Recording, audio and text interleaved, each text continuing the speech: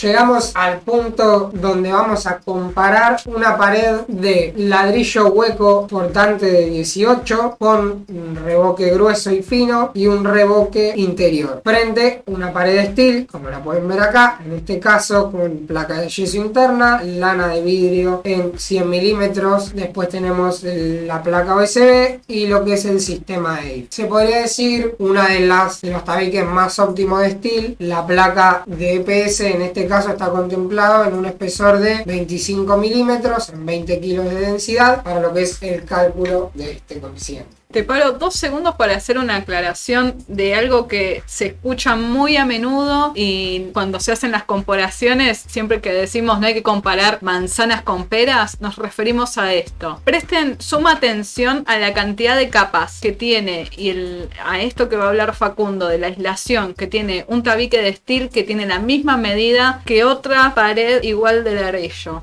o mampuesto, para que vean en cuanto está la diferencia, porque a veces dicen por el precio y demás. Bueno, ¿qué se están llevando o qué están comprando cuando compran una pared de mampuesto con una pared de steel? Ahí van a estar la diferencia luego en lo que es el ahorro de energía, que es muchísimo, y más hoy en día con lo que sale la luz, el gas. Así que presten muchísima atención porque este es un punto clave en lo que es la comparativa del steel frame con el mampuesto. Muy bien, como bien decía Maya, van a ver la aislación, como nombraba al principio, del steel se da por capas. La aislación térmica trabaja tanto por masa del material como por capas. ¿Por qué? Porque el comportamiento térmico va a tener que ir, por ejemplo, el sol, por así decirlo, la energía que va a recibir el panel, va a tener que ir atravesando todas estas capas. Por lo tanto, va a tener que ingresar a lo que es el revestimiento exterior, atravesar todo esto, salir, encontrarse con la placa de Tergopor, o DPS mejor dicho, atravesar todo este material, salir para encontrarse con la placa USB, tener que ingresar. ¿Qué pasa? Termina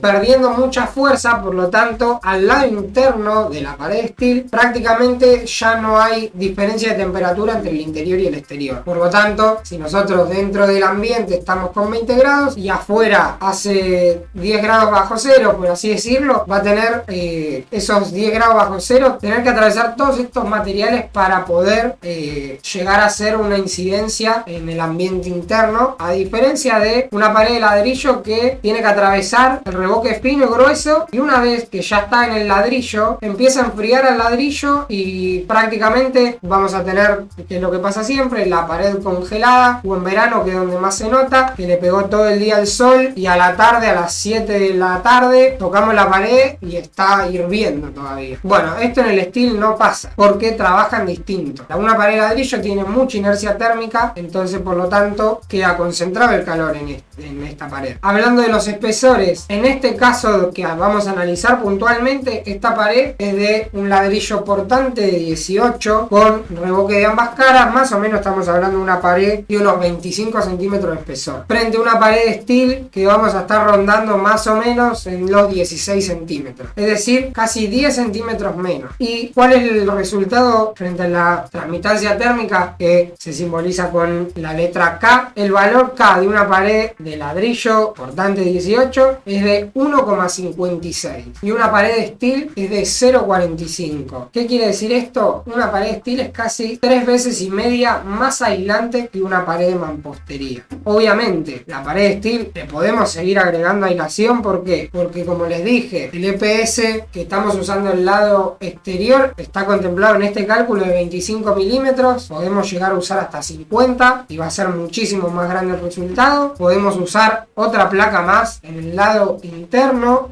pero ¿qué es lo más importante? No desde el punto de vista económico, de lo que puede llegar a costar, sino desde el punto de vista de la mano de obra. En lo que respecta a la mano de obra, es lo mismo colocar una placa de 25 milímetros de EPS que una de 50, o en el lado interno colocar una placa más. Es más costoso, la mano de obra va a influir un poquito en la placa interior, hacer un doble emplacado. cuadrado. Pero no es algo complejo y que nos va a atrasar la obra, porque es algo que se hace muy rápido. En cambio, en una pared de mampostería, ¿qué podríamos hacer? Otra pared más. Colocar acá, si no, un revestimiento con estructura, lana de vidrio y un emplacado interno. Colocar una placa DPS y hacer otra pared más de manera interna. Es decir, vamos a hacer lo que comúnmente se llama un doble muro. Bueno, para lograr qué cantidad y a qué valor de K nos vamos a acercar haciendo esto. Y otra cosa que tienen que comparar frente a esto es que cuánto tiempo te lleva hacer esta pared frente a una pared de steel y cuánto te sale cuando compares en costos. Siempre hay que comparar lo mismo. Si vos querés la misma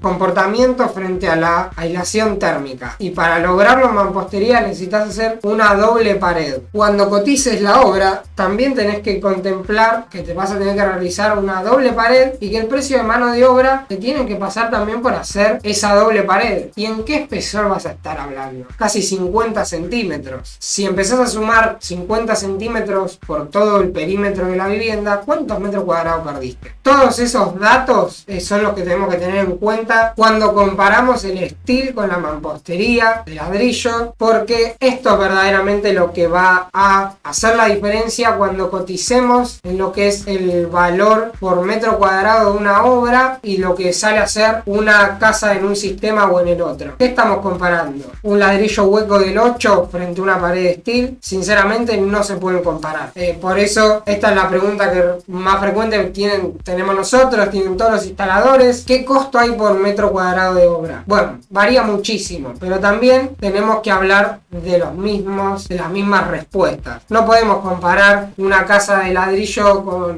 hecha con pared de 15 frente al costo de una vivienda en steel. Y sí, obvio, va a ser muchísimo más barata, pero estamos comparando un fitito con una Ferrari, por así decirlo. Bueno, sí, vas haciendo el cierre, pasamos a la otra etapa. Pasamos a los revestimientos exteriores ahora. Yo sigo saludando a la gente que se sigue sumando porque los voy viendo acá.